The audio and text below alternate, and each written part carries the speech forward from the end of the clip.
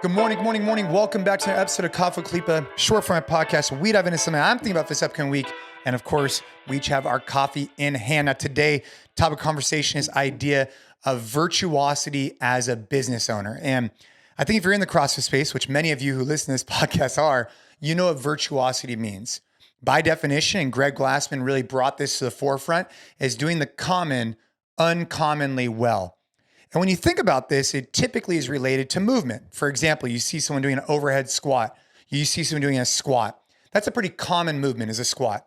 But when you watch them do it with virtuosity, they're doing it uncommonly well, like James Hobart and his squat, just straight up and down, perfect upright torso. You're like, wow, you can't help but be in a CrossFit room and be like, damn, that person is virtuous in their movement, right?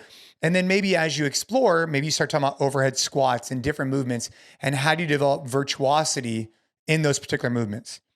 But my question is, if as an industry, we're so inspired by establishing and striving towards virtuosity in our movement, why aren't we also just as inspired and motivated to achieve virtuosity as a business owner? And so that's what I want to talk about today. I want to introduce this concept of virtuosity in our business. And this is really going to hit home, I think, for a lot of gym owners who are listening, because what do you do to gain virtuosity in your movement? Whatever, maybe some of you guys don't do CrossFit, virtuosity in your jujitsu skills, whatever. It takes practice, takes dedication, takes evaluating what areas you have to improve and then exploiting those and improving those. Well, what are we doing in our business to say, hey, what areas are we strong at? What are we a little bit weaker at? What can we improve on? And how do we do the common, which is owning let's just say a business? Anybody or many people can own a business, but who could do that extremely well? And that's our goal. That's my goal. I've seen our business firsthand as of recently really build momentum. And I think that the service level we're providing at the gyms is actually exceptional.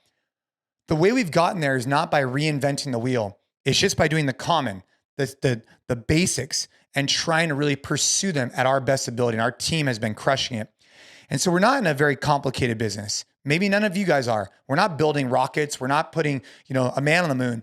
We are improving people's lives through fitness. And because we have a relatively simple business, it's all about the fundamentals and the small details that make a premium experience. From when someone walks in the door to the front desk, to someone's coaching experience, to when they leave and how we engage with them. And so my challenge to all of you who are gym owners, coaches, or even in any of your businesses is, how do you take this idea, and this is a challenge to myself, by the way, too. How do you take this idea of virtuosity, doing the common uncommonly well, and how do you relate that to our business?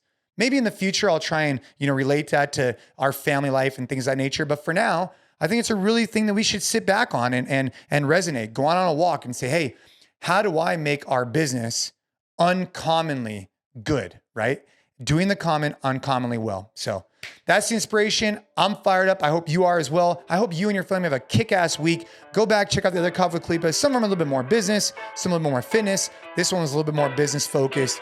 Get out there, establish, and go for virtuosity. See you again next week. Let's go.